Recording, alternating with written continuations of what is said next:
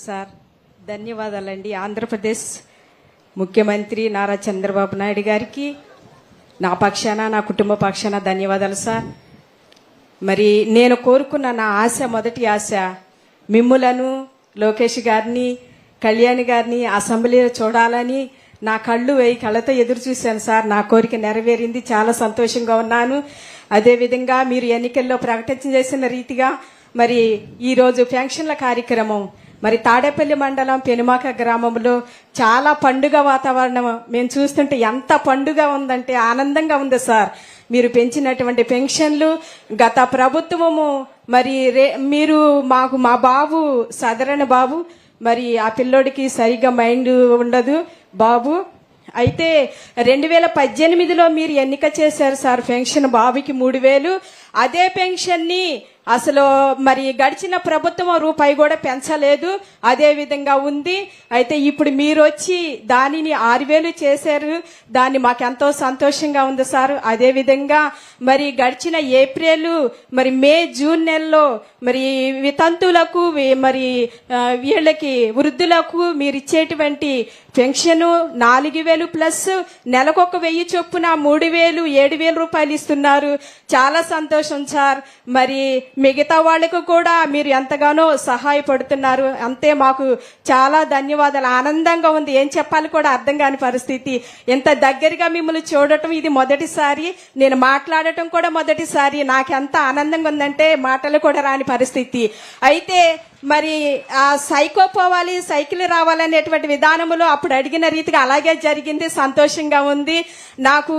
మరి మీరు వయసుకి సంబంధం లేకుండా మీరు చేసినటువంటి త్యాగము ఎంతో గొప్పది సార్. మరి మేమైతే ఇళ్లలో ఫ్యాన్ల కింద కూర్చొని మీరు చేసేటువంటి ప్రసంగాలు చూస్తే చాలా ఏడుపు వచ్చేది, బాధ కలిగేది. అదొకటను సార్. నాకు మరి జగను సిద్ధం సభలో చెప్పాడు ఏమనంటే, మరలా మన ప్రభుత్వమే వస్తుంది, మరలా మనమే మళ్ళీ గెలుస్తాము, మనకే ఇదంతా. అయితే ఇక్కడ రాజధాని ఉండదు, విశాఖపట్నం మారుతుంది అన్నప్పుడు నేను రోజంతా ఏడ్చాను సార్. విశాఖపట్నం మారిస్తే మా భవిష్యత్తు ఏమవుతుంది? ఇక్కడ మేము కూడా ల్యాండ్ కూలింగ్ ఇచ్చాం పొలము, మరి మా పిల్లల భవిష్యత్తు ఏమవుతుంది? ఈ రాజధాని తరలిపోతే, అమరావతి రాజధానిగా లేకపోతే ఏమవుతాం మేమంతా అని నేను ఏడ్చాను సార్. అదే విధంగా ప్రతిదినము మీకు కొరకు, మరి అధికారుల కొరకు, మీ కొరకు నేను ప్రార్థన చేస్తూ ఉంటాను. మీకు మంచి ఆరోగ్యం ఇవ్వాలని దేవుడు, మీరు బాగుండాలి, మంచి పరిపాలన కావాలని ఆశిస్తున్నాను సార్. అదే విధంగా మరి గత ప్రభుత్వం చేసినటువంటి విధానములో ఆరోగ్యశ్రీ పథకం కూడా మరి సరిగ్గా కొనసాగలేదు. ఇదిగో ఇక్కడ ఈ అధికారి దగ్గరికి వెళితే ఏం చెబుతున్నారంటే, మీకు చక్కగానే ఉంటుంది పోమ్మ, చూసుకుంటారని చెబుతున్నారు. కానీ అక్కడికి వెళ్తే సరిగ్గా పని చేయట్లేదు, మీకు ఆరోగ్యశ్రీ అందట్లేదు, ఇది చెల్లదు అని చెబుతున్నారు.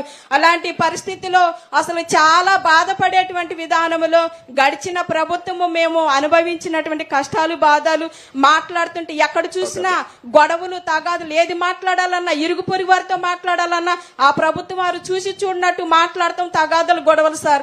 అయినా కూడా సర్దుకుపోయి మీరు రావాలని సంతోషంతో, మీరు రావాలని ఆనందంతో కోరుకున్నాము. అదే రీతిగా మీరు వచ్చారు సార్, చాలా ఆనందము. నా పేరు పద్మ సార్, నెమలకంటి. మా బాబు రాజేష్.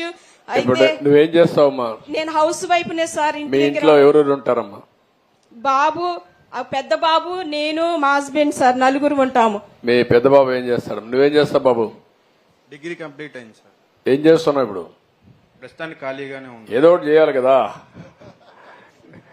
నేను ఒకటే, ఎవరు ఖాళీగా ఉన్నామనే మాట చెప్పకూడదు, మీరు ఎత్తుక్కోవాలి.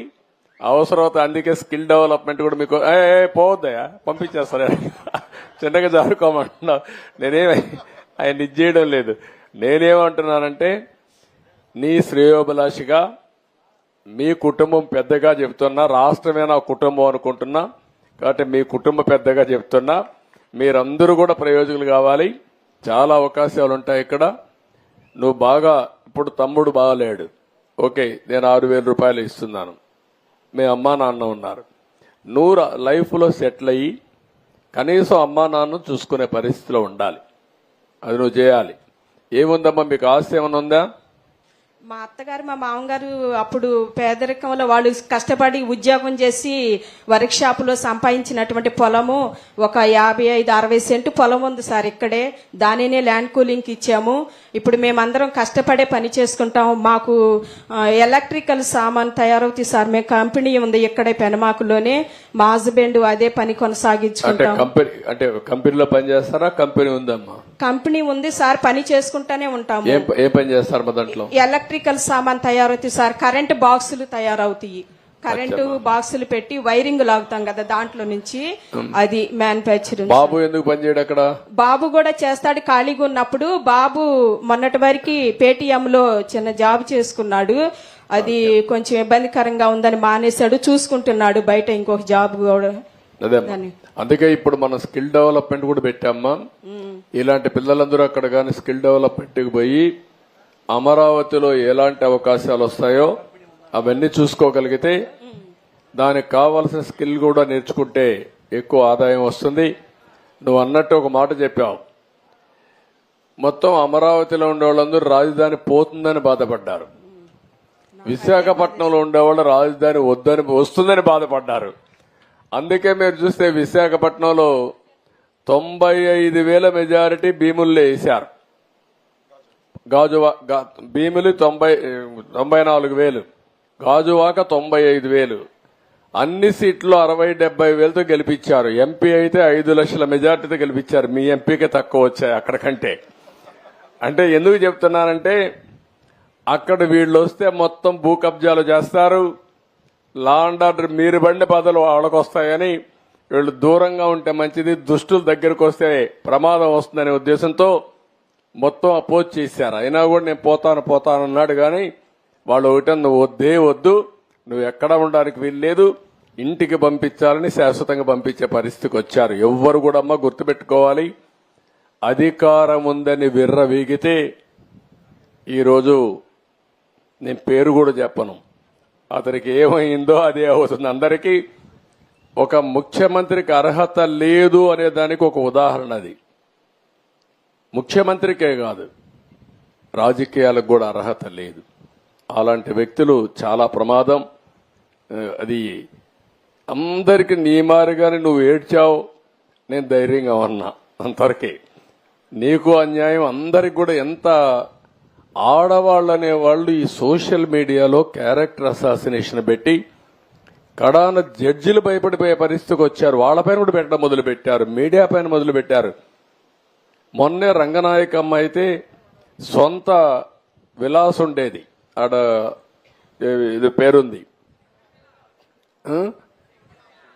శంకర్ విలాస్ కొట్టేస్తే ఆవిడ చిన్న షాప్ పెట్టుకోనియకుండా పోతే కడాన ఆవిడ ఇక్కడ బతకడానికి వీలు లేకుండా కడుపు నింపుకోవడానికి హైదరాబాద్కి పోయి నిన్నే తిరిగి వచ్చింది నాకు న్యాయం చేయమని. నిన్నే చూశాను, మా వాళ్ళకి చెప్పాం, ఇప్పుడు హోటల్ సెట్ అయిందని తిరిగి ఇచ్చారని చెప్పి అన్నారు. నేను కలెక్టర్కి వాళ్ళకు కూడా ఆదేశాలు ఇస్తున్నా. ఎవరైతే పోయిన ప్రభుత్వంలో కావాలని మోసం చేసి కబ్జాలు చేసి నష్టం చేశారో వాళ్ళందరి దగ్గర తిరిగి ఇప్పించాల్సిన బాధ్యత ప్రభుత్వం పైన ఉంది. చేస్తామని చెప్పి కూడా నేను మీకు తెలియజేస్తున్నా. మీ పరిస్థితి అందరిది. మీకు మంచి రోజులు ఉంటాయమ్మా. బాబును వాళ్ళందరూ కూడా ఇది చేయమనండి, అన్ని విధాలు ఆదుకుంటాం. Thank you. నమస్కారం.